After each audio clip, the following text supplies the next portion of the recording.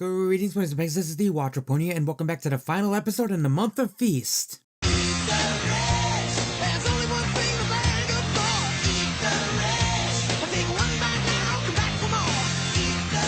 And for the final episode of this series, I will be making a recipe based off my favorite little polka. That's right, we're looking at the Twist of Fate. And of course, we can't make the Twist of Fate without having some rabbit. And yes, this is actually rabbit. You have no idea how hard it was to find it, but I got it. So of course, first things first is we're gonna cut up all the meat. And get yourself some nice shredded up little meat. Once it's nice and shredded, go ahead and put it in a little bowl. Now we need to season it, and I don't just mean salt and pepper, although you should do that. No, I mean season with some thyme, some rosemary, and some sauteed mushrooms. And I forgot to film it, but don't forget the crushed garlic. Toss it up, and then once it's nice and seasoned, we're gonna cut up some potatoes and some onions. Then option, you can also put some carrots in there, but we're actually gonna save that for a topping. Once you got that all done, it's time to make ourselves a crust. We're gonna be going with a hot water crust. So go ahead and combine a couple cups of all-purpose flour with a cup of bread flour.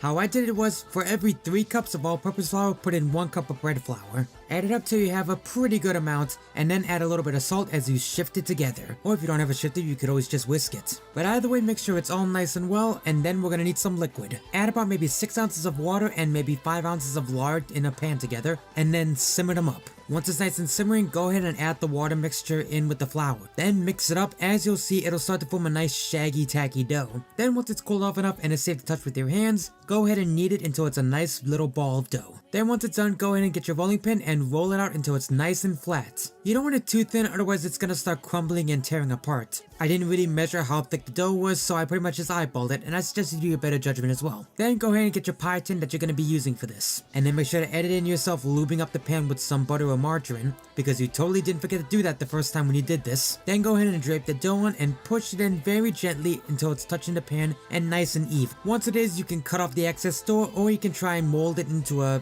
kind of pie crust thing. This is actually my first time making pie crust, so kind of bear with me on this. But in any case, then we're gonna add our little rabbit and spice mixture, and go ahead and add in our other accoutrement, including the potatoes and the onions and carrots if you want. Now this looks pretty good, but first we're gonna need something to top this little pie with. So we're gonna go ahead and make a Guinness Gravy. Now I'm gonna show you guys making myself Guinness Gravy, but it didn't exactly turn out as I had hoped. For one thing, I added way too much flour and it became way too thick. And also, I added in 2 pints of Guinness and had to pour at least a good portion of it out. So this is my semi-updated recipe. Only use about a half a bottle to a bottle of Guinness. Then add in a shot to a shot and a half of Jameson. Then add in about maybe 2 cups of buttermilk or regular 2%. And here comes the important part. When you get the flour, you're going to want to do maybe a half a cup of flour. Make sure you're whisking constantly and add as you go. Don't dump it all in at once. Otherwise, you'll get the same problem I have, and your gravy won't exactly turn out all that well. It'll end up way too thick. So if that does happen, add in some extra milk or chicken stock to thin it out. You don't want it super thin, but you do want it at least somewhat consistently thick. But once it's done, go ahead and put it right on top of the pie, making sure to get it into every single crevice. Then we're gonna go ahead and put this in our preheated oven that's been preheating at about 375 degrees. Toss it in, and then we're gonna let that baby cook for about 30 minutes. After 30 minutes, the crust should get a nice flaky brown color to it. If it's not, then leave it in for maybe a couple more minutes. But once it is, go ahead and lower the temperature to about 350 degrees. Then we're gonna go ahead and let that sit in the oven for about 30 more minutes. That should be enough time, but again, oven temperature may vary. What you're really shooting for is temperature. You're gonna wanna make sure the inside of the pie is about 160 degrees. Because 160 is pretty much the perfect temperature for cooking rabbit, because it's gonna get rid of all that nasty stuff they would probably have.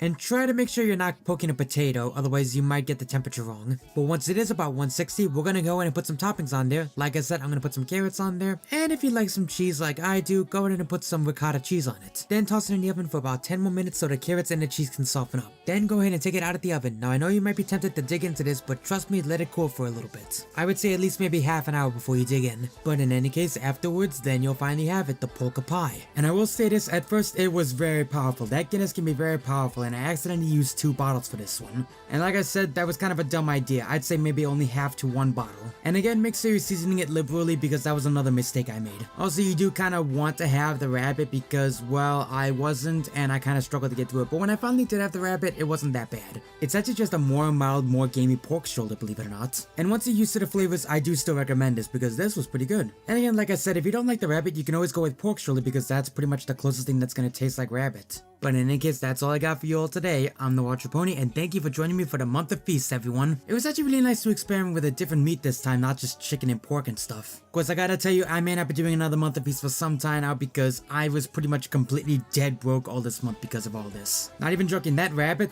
was $35. $35 for maybe 2 ounces of meat and some gizzards. However, if you enjoyed this month and my cooking and bartending episodes and want to make it much more consistent, I do have a Patreon. Even as little as $1 a month will not only get you exclusive previews like being able to see the episodes a day early, but it'll also help me out great. I'm only $3 away from breaking my next stretch goal and I want to get it done before the year ends. Oh, and also, only donate if you got the money, please. Think about yourself before you think of me. Link to my Patreon as well as my other social medias will be in the description down below. But in any case, I'm the Watcher Pony and this is Brony. I'll see you guys next month with my favorite holiday.